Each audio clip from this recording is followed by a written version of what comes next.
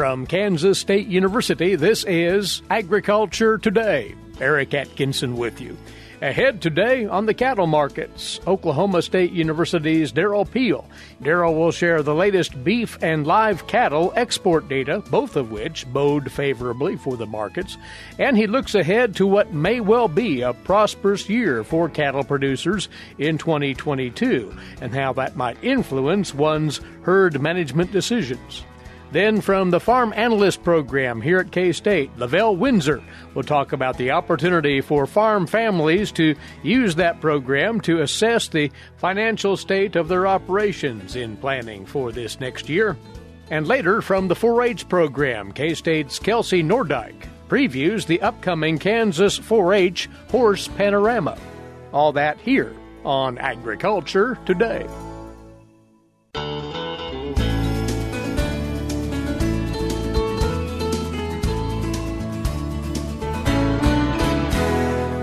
This is Agriculture Today, and we appreciate you being along with us once again on this Monday. To the cattle markets we go, first of all, and some insight from Derrell Peel. Derrell, of course, livestock economist at Oklahoma State University. Well, Derrell, eventually we're going to get to your thoughts on 2022 and the prospects for our cattle producers as they look to the markets ahead. But last week, a pretty good round of it. The cash fed cattle trade stepped back slightly, but the live cattle futures seem to have forged ahead. What's your analysis there? Yeah, I think, at this time of the year, we're really getting to a point where we're going to kind of mark time to get to the end of the year. We're moving into that kind of holiday mindset, I think, in these markets. We've obviously seen tremendous improvement in these fed cattle prices over the last 5 or 6 weeks. And we're holding that. It's not going to keep going up at the pace it has been. And, in fact, it may slip back a little bit here at the end of the year. But I think it still reflects the fact that we've moved this market to a significantly different level. And just as we recap here, the feeder cattle markets did well, too. Are they simply following in step with the Fed trade there? Well, to some extent they are. Again, we're kind of, we're moving towards that holiday period. However, I would say that at least in Oklahoma, the auction totals would suggest that the December runs have been pretty good. Mm-hmm. Typically we see a couple of strong weeks after Thanksgiving, following really the biggest weeks, usually ahead of Thanksgiving. This year it's kind of been the opposite. We've seen stronger cattle runs, and I think that probably reflects the fact that cattle markets, feeder cattle markets in particular, have been going up all fall. Really, they bottomed in Oklahoma at least the first week of October. They've been moving up. And I think as producers saw that, they probably just waited a couple of weeks to see where this market would get to. So this past week, it depended a little bit on the weight class you looked at. Some were down slightly from the levels we've achieved. But for the most part, most of the feeder cattle were still higher yet at this point in time. And again, that was on good, strong volumes. All the sectors have momentum going into 2022. Do want to share a bit about demand, though, currently, before we go to that outlook. And bring us up to speed on boxed beef and the domestic demand scene. That's been bearing up well as we've headed closer and closer to the holiday break here. What's the latest as of last week? Well, again, holding pretty well and following kind of seasonal patterns, at least in terms of the overall cutout value. It's actually dropped slightly in the last week or two, but that's pretty seasonal. Again, the wholesale buying for the holiday season is in place now. So we typically see it, again, kind of take a pause here, and by mid-December going in, as we move towards the end of the year. So, the one thing that's been really unique this year, normally we see a very strong November and early December seasonal increase in that rib primal and the rib products specifically for holiday demand. That demand happened much earlier this year. It happened in August and September, and the ribs actually been moving counter-seasonally lower through this period. I don't think that reflects a major problem. I think it reflects changes in that product market that are related to both exports and also the way that we have some technology now that allows us to hold that fresh product longer. And so I think some of the buying happened early this year, earlier than usual. And so it's not really a problem, but it is kind of unusual to see this sort of counter-seasonal weakness in the rib primal this time of the year. You mentioned exports there. We now have the trade data for the month of October in hand as of this past week. What do those numbers tell us? Continuation of the trends we've seen all year. Beef exports were up in the month of October, and we're up about 20% on a year-over-year basis for total beef exports. We're running almost 9% above the previous record level for the year to date in 2018. So we're on track to see a new record level of beef exports. We're up. Obviously, the leading growth market there is the China-Hong Kong market. It's up about 130% for the year to date. But we're seeing good growth in our exports to South Korea. We're recovering our exports to Mexico, which dropped sharply last year. So we're still not, we're not above 2019 levels, but we are recovering there. Japan is kind of holding its own. Japan is our biggest market by a little bit. South Korea is closing the gap here. But Japan, it was up in the month of October slightly, but it's down fractionally, less than 1% decrease for the year to date for that Japanese market. So, what we're seeing is we're really seeing a convergence of these Asian markets. Japan still number one, South Korea right behind it, and China, Hong Kong closing the gap within, maybe not next year in 2022, but within the foreseeable future at the rate we're going, China, Hong Kong may be in the running for our biggest beef market. And not only moving beef in the export channels, you say there are some interesting figures in as far as live cattle trade to our customers in that market. What's the story there? Yeah, North American live cattle trade continues to evolve, kind of like the meat markets have, and I would describe it as a more integrated market. We're seeing more specific product flows, or in this case, animal flows. So our imports, of cattle from both Canada and Mexico are down for the year. Mexico's down sharply, about 32% for the year to date in terms of the number of feeder cattle imported. Not only that, in the last 2 or 3 years, we've seen significant growth in exports of cattle to Canada and Mexico from the U.S., in particular to Canada. And so, when you factor in increased outflows of cattle balanced against those decreased inflows, we're seeing, year-to-date net cattle imports into the U.S. down about 35% compared to last year. So, it's kind of an evolving picture. I think it reflects, again, the way the industries are evolving in all three countries, and we're seeing these cattle flows, sort of move to the way the structure of the industry is changing, as well as the economic incentives that are in place in the different countries. That's an interesting development, to be sure. So then, as we start looking forward, and most producers have been already, but glancing to 2022 and considering the position of the markets currently and the industry in general, there's reason for optimism. That's been talked about quite a bit, but you would concur with that, would you not, Derrell? Yeah, absolutely. We're finishing 2021 on a strong note. It's kind of taken us all year to get to this point, kind of get all the pieces lined up. And of course, the last piece was that fed cattle market, which had to get cleaned up, and we really didn't see that breakout here until the last month or 6 weeks. But having gotten that in place, we've been kind of building optimism. Demand has been good, as we noted earlier, and there's no real reason to expect that either on the domestic or the international front to change at this point in time. Not only that, the supply picture is tightening a little bit. Cattle numbers are falling, and we are clearly working into tighter cattle numbers all the way through the system now.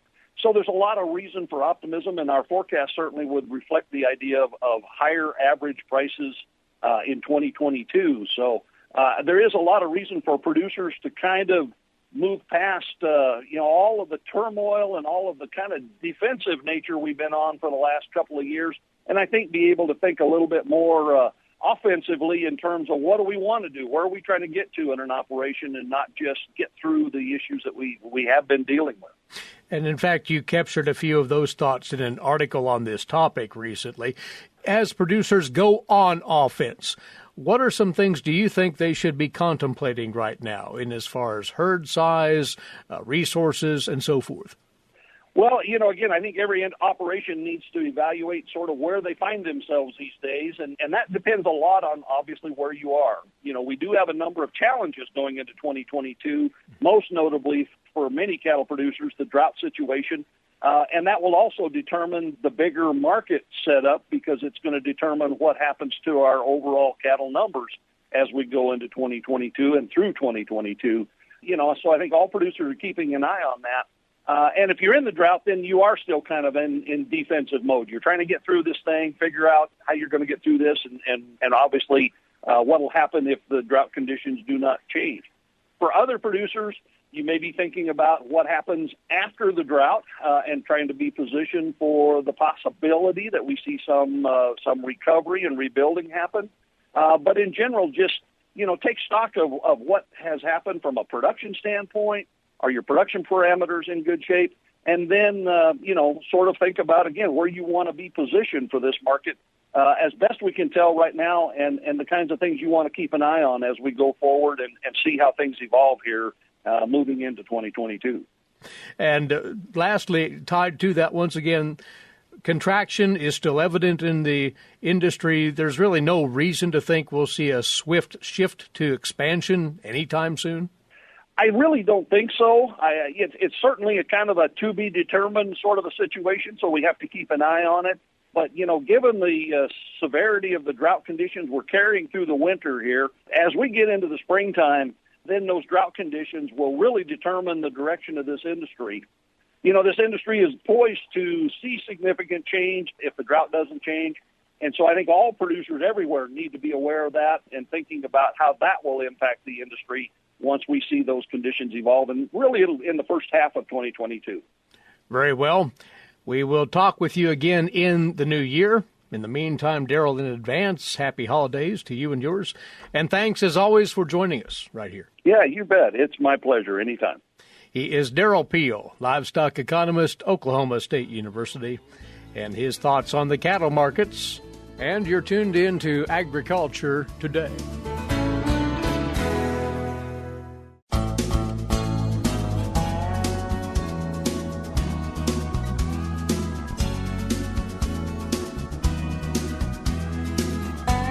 We're back now on this Agriculture Today, and our aim on this segment is to reacquaint you with a program that's been in place out of Kansas State University for several decades, as a matter of fact now, and it still has relevance and value for farm families who are working through questions about the economics of their operations. It's called the Farm Analyst program, and from that program, K-State's LaVell Winsor has joined us to bring us up to speed on the program, and you are open for business, LaVell.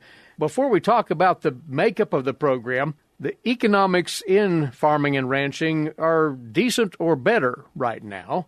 How does Farm Analyst become of service in this atmosphere? Yeah, and Eric, you're right. Fortunately, we are in a little bit better time in agriculture right now, at least from a price perspective. Some of the difficulties, of course, have been some of the tax law changes that we're trying to figure out what legislation is going to do. And then also the input costs are probably the first and foremost issue that a lot of people are facing. And so a lot of people will work with us right now, even when it's better times, and maybe helping them with their budgets to try to figure out how they're going to manage that. Or another common scenario that we've been doing a lot the last few months with some of the legislative challenges is maybe looking at either land purchases or land sales as people are trying to figure out their strategies with that.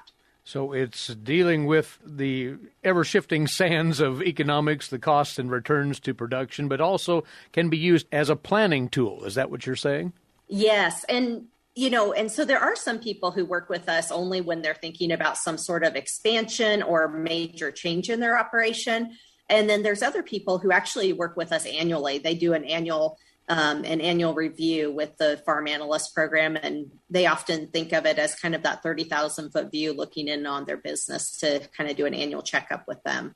Let's explain then the makeup and the function of Farm Analyst. This is a one-on-one service provided, correct, LaVell? Yes. So we work one-on-one with farm families, and I want to say that is all confidential. Everything that you do with us is confidential, unless there's some reason we need to bring in another resource with the farmer's permission. Perhaps that's their lender to get some information, or maybe we're working with some legal services or something like that. But we do work with them one-on-one. Oftentimes we'll go out to the farm and work with the family for the day, going through all of their finances. We utilize a software program, and if we're going to go through a whole financial analysis, the way the structure of that financial analysis is we start with building a current balance sheet, and then we create budgets. So looking at, for example, if it's crops, yield, and then the input cost, seed, fertilizer, chemical, those types of things. And then we pull it all together and build an accrual cash flow, an annual cash flow for them. And then we can look at, okay, if you did all of this in 1 year, not necessarily considering tax planning that they would do, is your business in a positive situation or is it negative? And then what kind of changes might we want to look at and maybe start to create some sort of alternatives from there. The name of the program, by the way, is FinPack. It might ring familiar with folks out there, but it really does break things down to the point where you can, as farm analyst representatives, make recommendations on what can be done differently, if necessary, to advance the finances of that operation. Yes, so we can look at alternatives side by side. We try to consider every aspect, if someone's making a change, what that might look like. So as I said, a common scenario right now might be somebody's considering making a land purchase. We'd add in the loan for that. We'd add in the property taxes. We'd add those acres in and what the revenue would be off of those along with the expenses associated with it. And then side by side, directionally, is that positive or negative? And then we can start to look at, okay, is that a good decision or is it not? We really consider ourselves to be educators. We try to put together the best numbers possible. It is really important that the producers we work with provide us with the best information that they have, but then we try to put together something that's, that can be a tool to make decisions with. And as far as who's going out to visit with folks, it's yourself, it's your colleague within the program, and Extension agricultural agents occasionally serve as that connection. Yes. So there's a couple of us who are farm analysts, and that is our primary role, is to work in farm analysis with farmers. And then sometimes it makes sense for various reasons to utilize some of our extension agent associates who have also been trained in the program.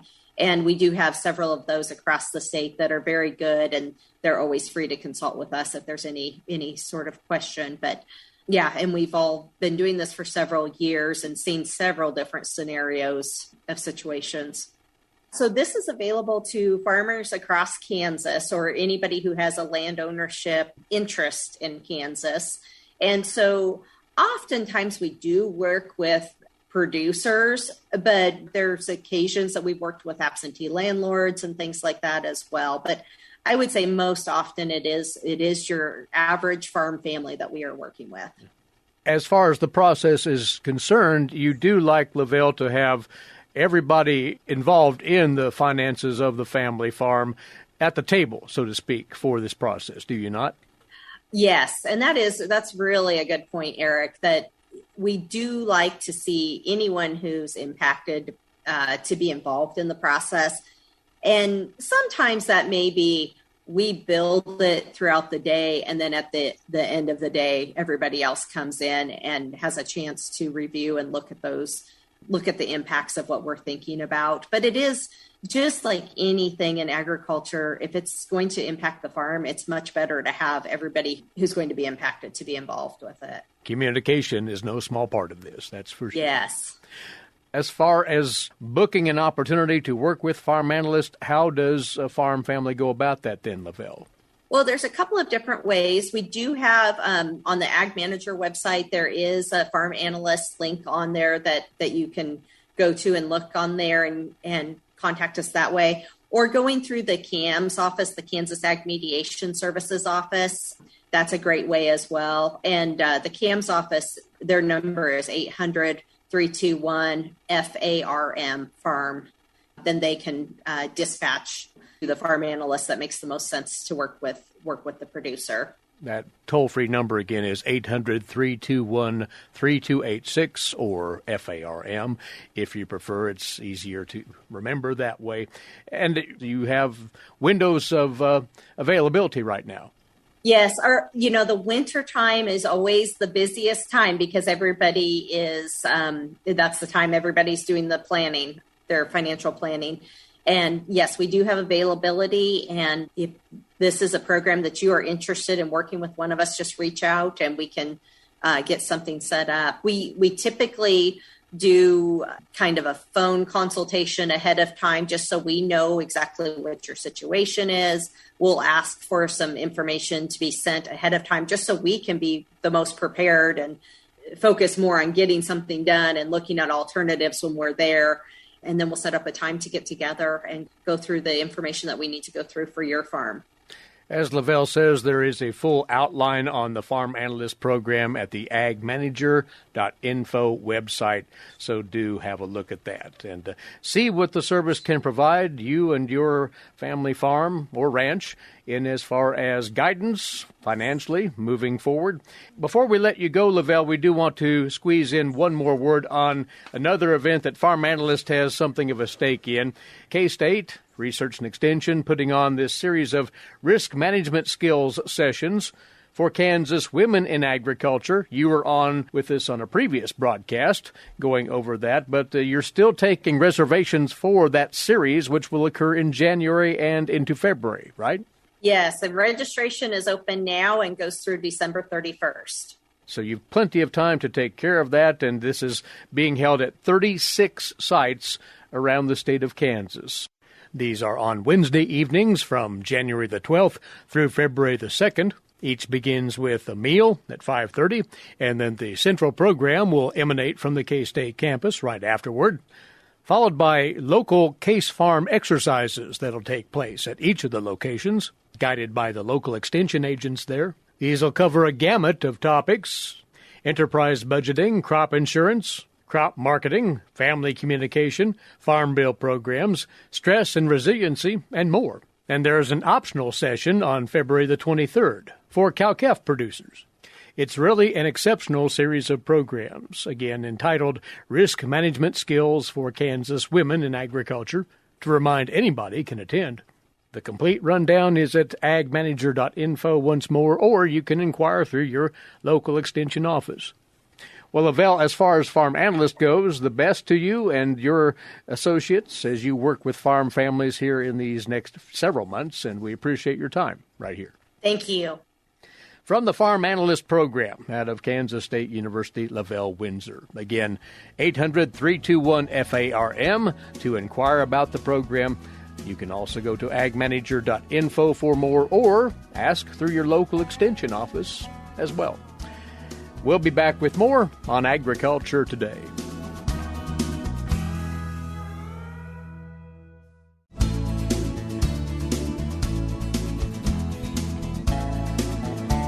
Welcome back to Agriculture Today. Well, this week's K-State Agricultural Events calendar centers on one specific livestock-oriented event for 4-H youth coming up soon, applications for which are being taken starting today. Agriculture Today's Jeff Wickman speaks with K-State 4-H Agricultural Sciences Specialist Kelsey Nordyke about it. Kelsey, the 2022 State 4-H Horse Panorama is coming up January 28th through the 30th, and that'll be at Rock Springs Ranch. Tell me a little bit about what the panorama is. Yes, we're excited to have the Horse Panorama in person this year. So this is an event for all of our 4-Hers who are enrolled in the 4-H Horse Project. And the unique thing about this event is that you don't even have to own a horse to be involved. And it's just a great opportunity for our kids to showcase their skills and the knowledge that they've learned in a contest environment. But we also offer several options for them to participate. And those include the Horse Quiz Bowl, the Hippology, Public Speaking Demonstration and Illustrated Talk Contest, the Logo Contest, and the Photography Contest. We're going to go a little bit more in depth on that. Let's start with Quiz Bowl. What is that? Yeah, so Quiz Bowl is just like it sounds.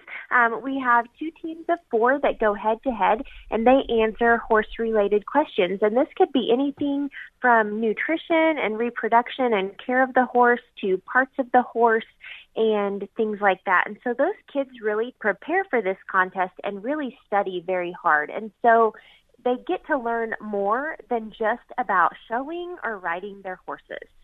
And hippology, what's that? Hippology. So hippology is actually stands for or means the study of horses.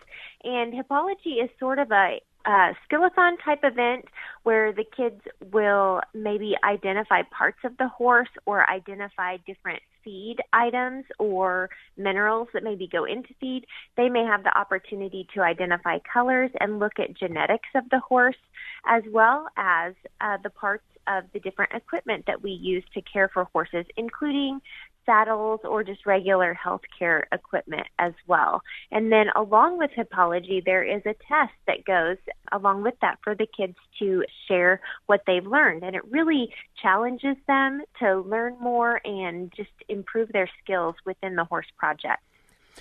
Talk a little bit more then about the public speaking, the photography, and some of the educational aspects. Sure. So public speaking is just like it sounds as well. And then we add into that the demonstration and illustrated talk contest. So this is an opportunity for kids to choose a topic regarding horses that they want to share more with. And of course, public speaking is a little bit more of a persuasive opportunity. And the unique thing about this is for the senior division in public speaking and demonstration, they have the opportunity to also represent Kansas at the National Western in Denver, which happens in January. So we have open, senior, and intermediate available to our youth to participate. Now, is some of this individual or is some of it team, or is there a combination? There's a combination. So the Senior Horse Bowl is team. The Senior Hippology can be done as a team or an individual. And, of course, public speaking is individual. There's also an open horse bowl and open hippology option, and that allows those kids who maybe are unique in their county and they're the only ones interested in this type of project work. It still allows them the opportunity to compete and to test their skills. And how do they get signed up if they want to compete? Sure. To get signed up, you need to visit the Kansas 4-H website, kansas4h.org. You'll click on events, and then there is a specific page for the Kansas 4-H Horse Panorama. The registration is available there. And is there a time that they need to be entered by? The registration deadline will be early January, and that registration opens the week of December 13th. From the State 4-H staff, K-State's Kelsey Nordyke talking there with Jeff Wickman about the 2022 Kansas 4-H Horse Panorama, January 28th through the 30th. Details again at kansas4h.org. Our time's away once more. Thanks for tuning in. Eric Atkinson for Agriculture Today over the K-State Radio Network.